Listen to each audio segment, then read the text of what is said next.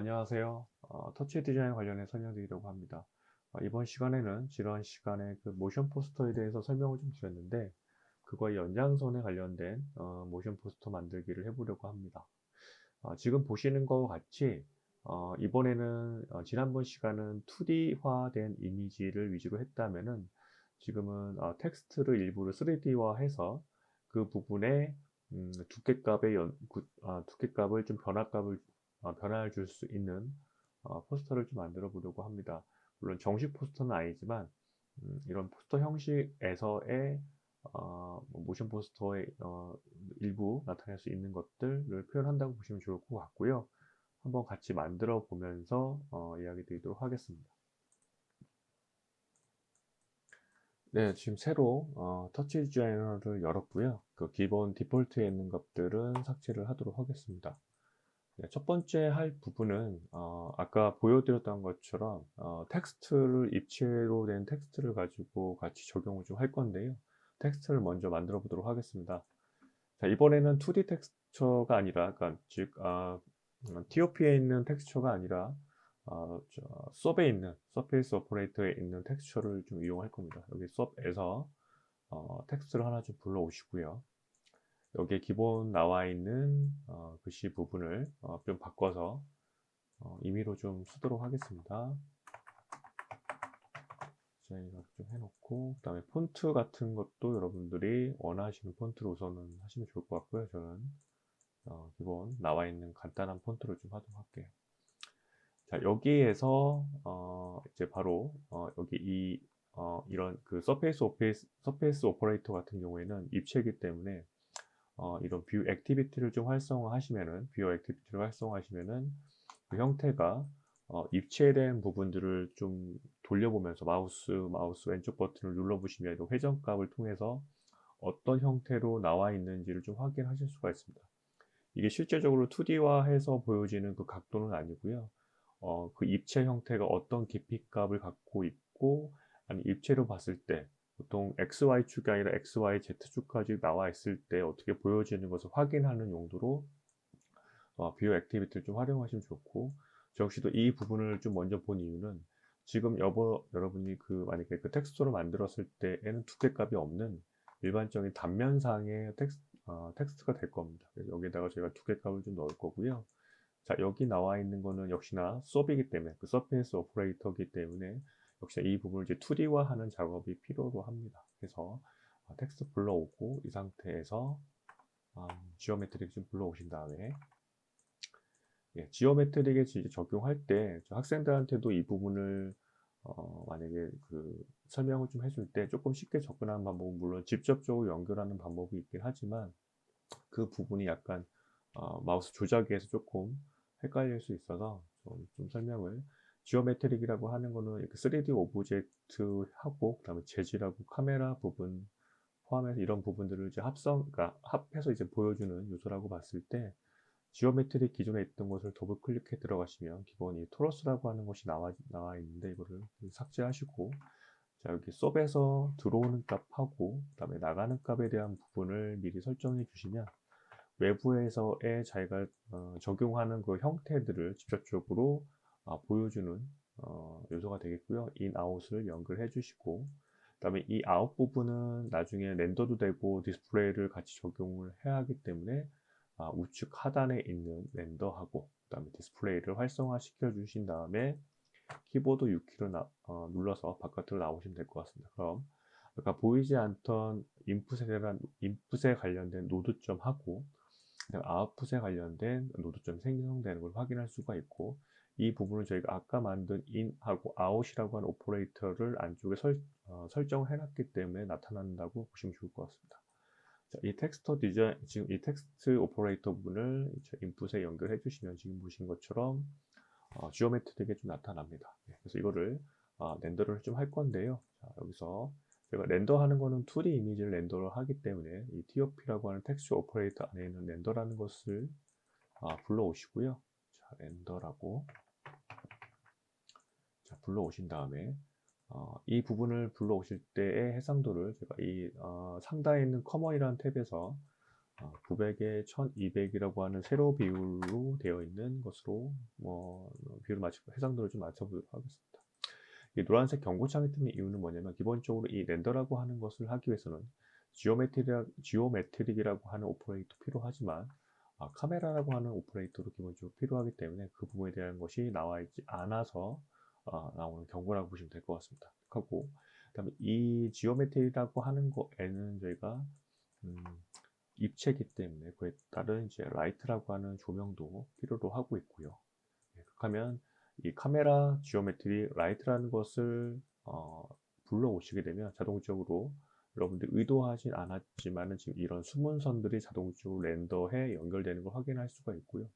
각각의 연결된 것들은 자동으로 설정이 되는데 이 부분은 렌더라고 하는 오퍼레이터 안에서의 지금 보시면처럼 이 렌더 탭을 보시면 카메라가 연결되는 걸 확인해 볼 수도 있고, 그 다음에 지오메트릭하고 라이트 같은 거는 아스트릭 그 기호로 해서 모든 지오메트릭하고 라이트가 모두 모아지게 되어 있도록 이렇게 설정이 되어 있습니다. 그래서 이런 숨은 선들은 그런 의도로 나와 있긴 거기 때문에 여러분들이 처음에 만약에 혹시라도 설정하실 때에 이런 선이 나타났다고 해서 너무 의구심을 가지지 않으셔도 좋을 것 같습니다. 자동으로 생성되는 거기 때문에요. 네. 자, 이런 상태에서 재질도 한번 좀 입혀볼 겁니다. 재질을 할 때 여기서는 저희가 퐁이라고 하는 재질을 하나 입혀볼 거고요. 자, 퐁을 이렇게 넣어주시고 하고, 그 다음에 지금 이 렌더라고 하는 부분에서의 우선 카메라를 좀 만들 건데 카메라의 뷰어 액티비티를 활성화하신 다음에 라이트를 밑으로 좀 놨습니다. 하고 카메라를 이런 식으로 이제 회전을 해서 아까 사선으로 저는 좀 나타나기 위해서 사선으로 나타나기 위해서 이런 식으로 놨고요. 자, 카메라도 같은 방향에서 보여지기 위해서, 그러니까 라이트도 카메라와 같은 형태 각도에서 좀 보여지기로 조정을 하려고 합니다. 왜냐하면 그 각도에 맞춰서 조명이 비추면서 뭐 음영이라든가 아니면 기타 조명의 역할을 좀 할 수 있게 각도에 맞춰서 하려고 하고 있고요. 물론 그 위에 상단에 맞춰져 있는 카메라에 맞춰서도 이렇게 조절하셔도 되고, 아니면은 카메라 하단에 있는 노드점을 라이트의 상단에 맞추셔도 라이트도 카메라의 그 각도에 맞춰서 일부 조정되는 걸 확인하실 수가 있습니다. 이건 제가 아까 각도를 또 하나 맞추고 다시 노드점을 연결했기 때문에 그 부분이 중복돼서 나온 부분이고요. 이거를 이렇게 맞추도록 할게요. 맞춰서 그리고 자, 여기에서 하나 좀 체크를 해야 할 거는 지금 나와 있는 텍스트는 두께가 없는 것입니다. 근데 두께를 주기 위해서 여기에 이 텍스처라고 하는 오퍼레이터 안에 보시면 여기 익스트루드라고 하는 이런 카테고리가 하나 있을 겁니다. 이걸 활성화 시켜 주시면 기본 1이라고 하는 그 값에 의해서 지금 보시는 것처럼 이제 두께값이 정해질 겁니다. 예, 이 부분을 대략 0.4 정도로 바꿔 놓고요. 그 다음에 지금 제가 나타냈던 이 사선은 물론 이 퍼스펙티브가 적용된 카메라 뷰도 좋긴 하지만 저는 이제 여기 보시면 오소그라피라고 하는 이런 뷰 형태로 바꾸려고 합니다. 그러니까 아이소메트리라고 하기도 하고 뭐 오소메트리라고 하긴 한데, 그러니까 어떤 평행선을 이루어서, 그러니까 그 퍼스펙티브가 이루어지지 않은 형태의 어떤 각도를 만들려고 하는데요. 오소메트리를 바꿔주시면 지금 이 뷰 보는 각도가 좀 다르기 때문에 여기 오소그래픽으로 설정해 주시고 여기 오소 위스라고 하는 부분들을 이렇게 늘려주시면 아까와 다른 투시는 없어지고 지금 보시는 것처럼 그러니까 상하 좌우가 그러니까 수평적으로 된 형태로 바뀌는 걸 확인할 수가 있습니다. 카메라 각도를 조금 제가 이 카메라의 위치를 조금 중앙으로 좀 맞춰 놓을 거고요. 네, 이 상태로 좀 해 놓을 거고, 네, 여기에 지금 기본 바탕이 아무것도 없기 때문에 약간 조금 보기가 좀 혼선될 수 있어서 저는 여기에다가 바탕을 하나 만들 겁니다. 컨스턴트라고 하는 빈 도화지를 하나 만드셔서 해상도로 맞춰주시고요. 아까 900에 1200으로 맞춰주시고 이 두 개를 컴포지트라고 하는 것을 통해서 이제 합성을 할 건데요. 네, 여기 input 1에 대한 부분을 상단으로 올리기 위해서, 그러니까 레이어 개념으로 이해하시면 좋은데, 여기 컴포지트에서 오퍼레이션을 오버라고 바꿔주시면 지금 보시는 것처럼 이 상단 input 1이 여기 하단보다 위로 올라가게 배치된 형태로 나타나는 것을 확인하실 수가 있습니다. 바탕은 약간은 색깔을 좀 다른 색으로 한번 줘보도록 하겠습니다. 이런 식으로 한번 색깔 좀 변화를 좀 줄 거고요. 네, 이렇게 좀 해놓을 거고, 자, 여기에서 지금 하나 이제 이 문자 자체도 이제 재질을 좀 줄 건데, 지금 보시는 것처럼 퐁이라고 하는 거에다가 색깔을 바꿔주시면 그에 맞춰서 색깔이 변동되는 걸 확인하실 수가 있어요. 근데 물론 이런 색깔만 줄 수도 있긴 하지만, 여기다 이제 재질이란 개념으로 한번 접근을 좀 해보려고 하고 있습니다. 하기 위해서 다양한 이미지를 갖고 올 수 있긴 하지만, 지금 요번에 사용할 거는 이제 램프라고 하는 요소를 가지고 사용을 할 겁니다. 자, 램프를 좀 불러오신 다음에 램프를 지정해 주시면은 지금과 같이 보여지게 될 텐데, 하나 여기 입체적인 부분에서는 이런 재질을 넣기 위해서 바로 넣는 것보다는, 지금 보시는 이 경고창이 뜬 이유는 UV, 그러니까 방향에 대한 부분, 재질에 대한 방향에 대한 부분이 설정이 되어 있지 않기 때문에 그거에 대한 이제 경고에 대한 메시지인데요. 이 부분을 해결하기 위해서 여기 텍스트라고 하는 혹은 다른 지오메트릭 형태의 모델링을 불러오신 다음에 여기다 이제 섭에서 텍스처라고 하는 오퍼레이터를 한번 연결해 주시면 그 UV 값에 대한 부분들이 방향이 설정이 돼서 그거에 맞춰서 재질이 입혀지는 걸 확인할 수가 있습니다. 지금 보신 것처럼 그 확인은 뭐 경고 메시지가 없어지는 것을 통해서 확인할 수도 있고, 지금 보신 것처럼 램프라고 하는 약간 그라데이션 같은 효과 부분이 지금 이 텍스트에 적용된 글씨에서도 그라데이션 적용된 걸 확인할 수가 있는데, 거기에 맞춰서, 그러니까 가로 세로의 방향에 맞춰서 재질이 입혀지는 것도 같이 확인하실 수가 있을 것 같습니다. 자, 여기에서 램프도 역시 그라데이션과 같이 각각의 어떤 끝점과 아니 시작점과 끝점에 대한 색깔을 바꾸면서 점진적으로 색깔을 변하게 한다던가, 아니 그 중간에 더 노드점을 그 중간에 포인트를 더 생성을 시켜서 중간중간 색 변화를 준다던가 하는 등등으로 변화를 줄 수 있고요. 색을 한번 바꿔보도록 하겠습니다. 지금 보시는 것처럼 이건 이제 임의로 여러분들이 원하는 색상으로 한번 바꿔보시면 좋을 것 같고요. 네, 이 정도로 한번 바꿔봤습니다. 똑같으니까 이렇게. 네, 이런 식으로 바꿔보면 지금과 같은 이제 색깔이 변하는 걸 확인할 수가 있고, 여기에서도 끝나도 상관없지만, 그러니까 변화를 계속 주기 위해서 이렇게 페이지라고 하는 것에다가 계속 시간에 따른 변화를 주기 위해서 abs time.seconds라고 하는 값을 입력을 직접 타이핑해서 적어주시면 지금 보시는 것처럼 이렇게 어떤 흐름에 의해서 약간 색이 변하는 걸 확인하실 수가 있습니다. 네, 이렇게 확인해 볼 수가 있고, 그 다음에 아까 같이 제가 잠깐 처음에 소개해 드렸던 거 보면 두께 값이 그때그때 막 바뀌는 걸 확인할 수가 있고, 그거는 음성에 의해서 조금 변하게 좀 줬는데, 그런 인터랙티브 요소를 좀 주려고 합니다. 이외에 그 음성에 대한 분석을 하는 방법은 여러 가지가 있지만, 저희는 그 팔레트에 있는 것을 그대로 좀 한번 살펴볼 거고요. 팔레트 열어보시면 여기 툴스라고 하는 거 안에 오디오 아날리시스라고 하는 것이 있어서 그 부분을 좀 끌고 와서 갖다 놓고요. 그다음에 저는 음성에 대한 부분을 쓸 거라서 샵 오퍼레이터, 채널 오퍼레이터 안에 있는 저 오디오 디바이스 인이라고 하는 것을 불러오셔서 갔다 오시면, 지금 이렇게 파형이라고 하는 부분은 아마 여러분들이 이 오퍼레이터를 여시게 되면은 목소리의 크기에 따라서 파형이 움직이는 걸 확인할 수가 있고, 이 부분을 나는 오디오 아날리시스에 연결해서 분석한 음을 출출을 하는 방식으로 이해하시면 좋을 것 같습니다. 그래서 이런 연결을 좀 해놨고, 그럼 지금 보시는 것처럼 하이나 미드나 이런 것들이 조금씩 움직이는데, 여기서 전체 다 필요한 것을 사용하셔도 좋긴 하지만, 저는 여기에서 셀렉을 통해서 하이 값만 좀 불러올 거고요.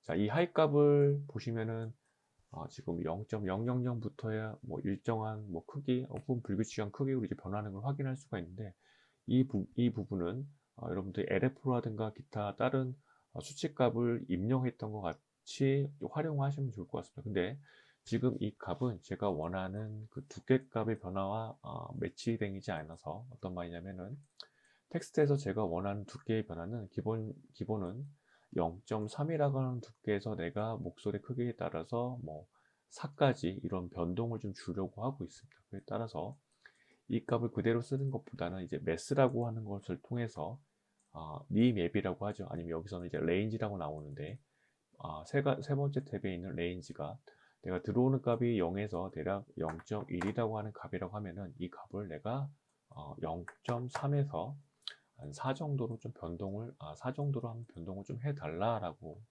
이해하시면 좋고요. 이 값을 액티비티 뷰어를 한 다음에 텍스트 두께값으로 연동을 시켜주시면 지금 보시는 것처럼 목소리의 어떤 하이톤이라고 하나 뭐 이런 부분들에 의해서 조금 변동이 되는 걸 확인할 수가 있습니다. 그래서 일반적으로 보여지는 애니메이션 혹은 움직임을 위한 뭐 포스터도 되긴 하겠지만은 지금 보시는 것처럼 부분적으로 어떤 리액션이 그러니까 어떤 반응에 작용하는 이런 인터랙티브가 적용된 형태로도 만들 수가 있을 것 같습니다. 네. 네.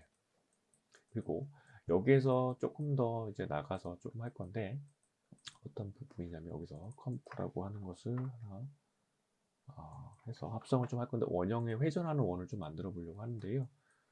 여기에서 이제 서클이라고 하는 것을 하나 만드신 다음에 이제 이 이후부터는 저희가 많이 해왔던 이제 2D에서의 어떤 합성을 계속 이루어지는 형태로 보시면 좋을 것 같습니다. 자, 여기에서 서클도 해상도를 900에 1200으로 좀 맞춰주시고 그 다음에 서클을 연결을 한번 해주시는데 여기에 보서 서클은 제가 배경은 맨 마지막으로 좀 합성을 좀 할 거고요. 제가 이걸 조금 조정하겠습니다. 서클을 먼저 합성을 좀 할 거고 배경은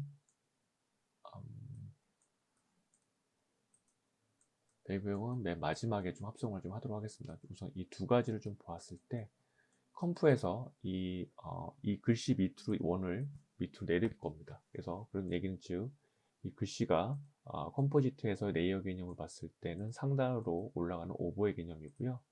서클에서는 이런 꽉 채워진 서클이 아니라 필 알파에서의 알파 값을 줄여서 아예 투명 값을 넣어놓고 저는 테두리만 좀 쓸 거라서 테두리 보더 위스를 0.2 정도로 0.1 정도로 맞춰주시고 그 다음에 이 보더 컬러를 약간 백색으로 이 정도 그레이 계통으로 좀 하나 만들어 놨어요. 지금 보시는 것처럼 두께는 조금 더 얇게 할게요.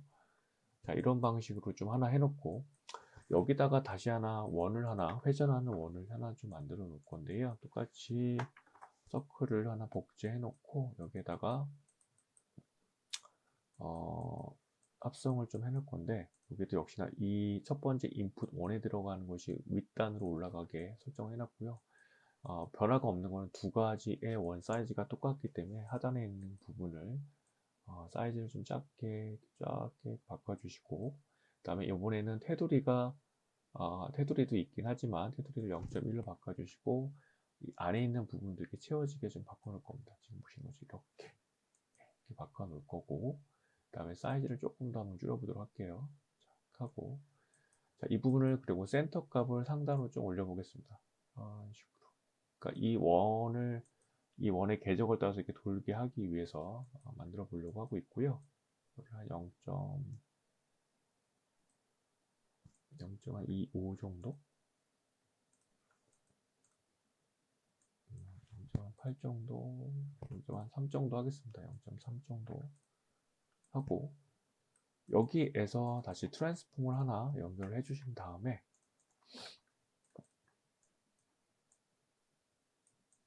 여기 트랜스폼을 보시면 여기에 센터 값은 여기 중앙 피봇이라고 할 수 있는 이 부분이 센터 값이라고 하는 부분이 트랜스레이터가 0,05 잡혔기 때문에 여기에서 만약에 로테이트를 하게 되면은 지금 보시는 것처럼 중심점을 가지고 회전을 하게 됩니다.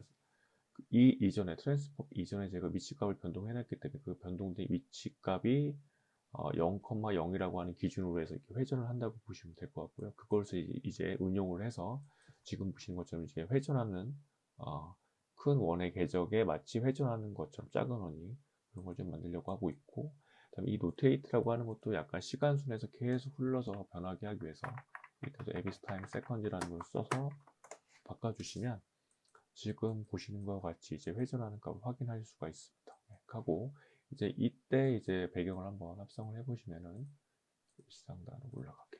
네, 그럼 지금 보시는 것처럼 색깔이 너무 환하니까 네, 지금 보시는 것 같이 지금 보시는 것 같이 이 원에서 마치 따라서 궤적에 따라서 움직이는 것처럼 약간 좀 트릭식으로 만들었습니다. 물리적으로 만든 건 아니고 시각적으로 그냥 거기에 궤적을 마치 도는 것처럼 좀 만들어 놨고요. 중요한 거는 여기 이제 2D랑 3D를 이제 합성해서 이제 모션 포스터 같은 것을 좀 만들 때 이제 만약 응용을 한다면 지금 보시는 것처럼 이런 텍스트를 응용한 포스터도 많지 않습니까? 그 중에서도 이런 3D 안에 있는 서페이스 오퍼레이터 안에 텍스트를 좀 이용을 하되 이 두께값에 대한 부분을 주면서도 지금 보는 것처럼 일부분은 어떤 외부의 어떤 입력값, 변수의 값에 따라서 그거에 반응해서 이제 변화하는 것들을 같이 적용해 본다면 조금 더 다양하게 콘텐츠를 좀 만들 수 있지 않을까 싶어서 이전에 그 모션 포스터의 연장선으로 한번 간단하게 튜토리얼을 한번 만들어 봤습니다. 네, 여기까지 좀 짧게 좀 할 거고요. 다음에 또 조금 더 재밌고 응용할 수 있는 튜토리얼 좀 만들어서 가져오도록 하겠습니다. 네, 감사합니다.